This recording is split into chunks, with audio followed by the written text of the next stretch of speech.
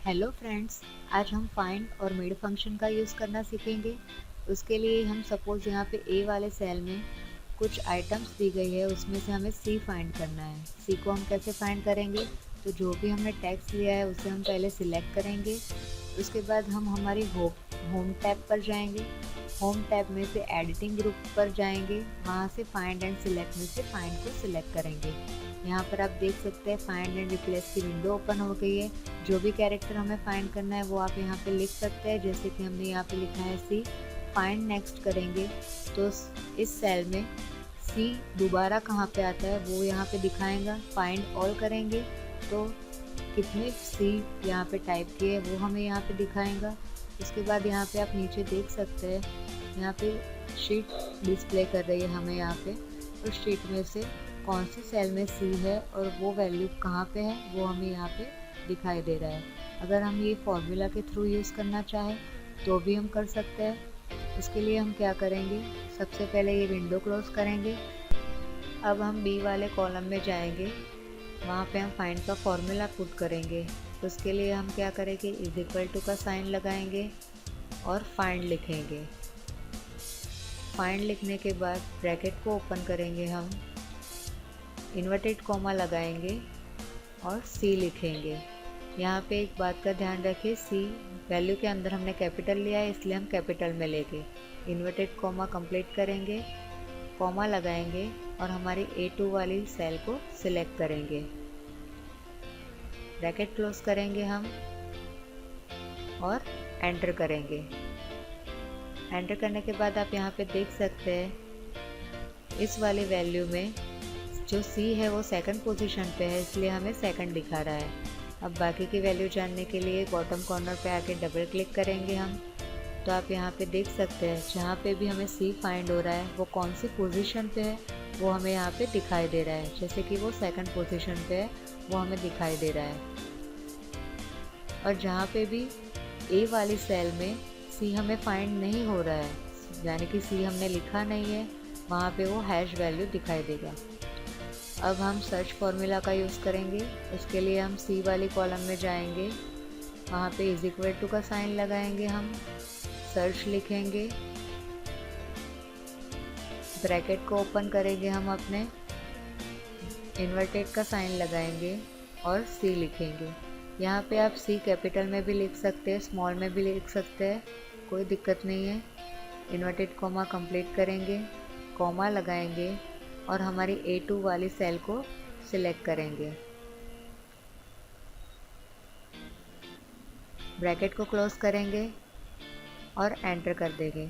Enter करने के बाद आप देख सकते हैं यहाँ पे वैल्यू डिस्प्ले हो रही है। बाकी की वैल्यू जानने के लिए यहाँ पे बॉटम कॉर्नर पे डबल क्लिक करेंगे तो आप यहाँ पे देख सकते हैं A2 वाले सेल में सी कौन सी पोजीशन पे है वो हमें शो कर रहा है, और जहाँ पे भी वो डिस्प्ले नहीं कर रहा है वहाँ पे उसने हैश वैल्यू लिखी है। तो दोनों में यही डिफरेंस है।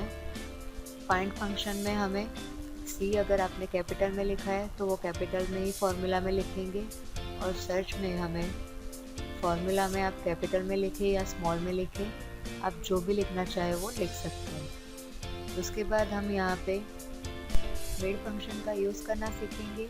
मेड फंक्शन का यूज़ करने के लिए हम यहाँ पे आई वाली कॉलम में देख सकते हैं कुछ टेक्स्ट लिया हुआ है हमने। उस टेक्स्ट में से हमें मेड कैरेक्टर फाइंड करना है। उसके लिए हम जे वाली कॉलम में जाएंगे, वहाँ पे हम मेड का फंक्शन यूज़ करेंगे। इज इक्वल टू का साइन लगाएंगे, मेड टाइप करेंगे, ब्रैकेट को ओपन करेंगे और हमारी I4 वाली सेल को सिलेक्ट करेंगे, कॉमा लगाएंगे। उसके बाद लिखते हैं फाइंड, ब्रैकेट को ओपन करेंगे, हम इन्वर्टेड का साइन लगाएंगे, कॉमा पुट करेंगे, इन्वर्टेड का साइन फिर से लगाएंगे, कॉमा लगाएंगे। वापस से हम हमारी I4 वाली सेल को सिलेक्ट करेंगे, ब्रैकेट को क्लोज करेंगे,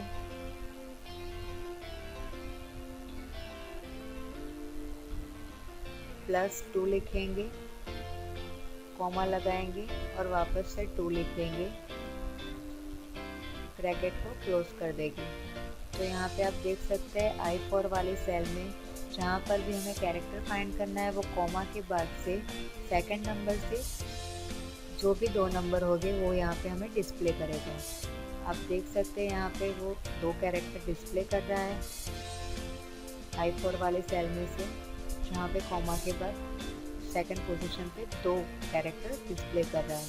बाकी के आंसर जानने के लिए हम यहाँ से ड्रैग करेंगे तो आप यहाँ पे देख सकते हैं I6 वाले सेल में हमें कॉमा कहीं पे भी डिस्प्ले नहीं हो रहा है, इसलिए हमें हैश वैल्यू दिखाई दे रहा है। अब हमने J वाले कॉलम में मिड और फाइंड फंक्शन का यूज़ किया, वैसे ही हम सेपरेटली मिड फंक्शन का यूज़ करना चाहते हैं A वाली आइटम के लिए। तो उसके लिए हम क्या करेंगे, सबसे पहले तो हम B और C वाली सेल को सिलेक्ट करते हैं, सिलेक्ट करते ही रिमूव कर देते हैं। उसके बाद हम मिड फंक्शन का यूज़ करेंगे, बी वाली कॉलम में जाएंगे जहाँ पे लिखेंगे इज इक्वल टू मिड। उसके बाद हम ब्रैकेट ओपन करते हैं, ब्रैकेट ओपन करने के बाद हम अपनी सेल को सिलेक्ट करते हैं A2। उसके बाद हम कॉमा लगाएंगे और यहाँ पे आप देख सकते हैं स्टार्टिंग नंबर, तो हम स्टार्टिंग नंबर दे देते हैं 2। वापस से कॉमा लगाएंगे और लिखेंगे 4, ब्रैकेट क्लोज करेंगे। यानी कि ये A2 वाली वैल्यू में से जहाँ पे भी सेकंड पोजीशन से 4 कैरेक्टर होगा वो हमें यहाँ पे डिस्प्ले करेगा। तो आप यहाँ पे देख सकते हैं सेकंड पोजीशन से 4 कैरेक्टर CL0X यहाँ पे शो कर रहा है। बाकी की वैल्यू हमें जानने के लिए हम यहाँ पे बॉटम कॉर्नर पे जाएंगे और वहाँ से डबल क्लिक करेंगे। डबल क्लिक करने के बाद आप यहाँ पे देख सकते हैं हमने सारी वैल्यू यहाँ पे डिस्प्ले हो रही है। ए वाले सेल में से हमने कुछ कैरेक्टर को यहाँ पे फाइंड किया है। इस तरह से आप मिड फंक्शन का यूज़ कर सकते हैं। Thank you.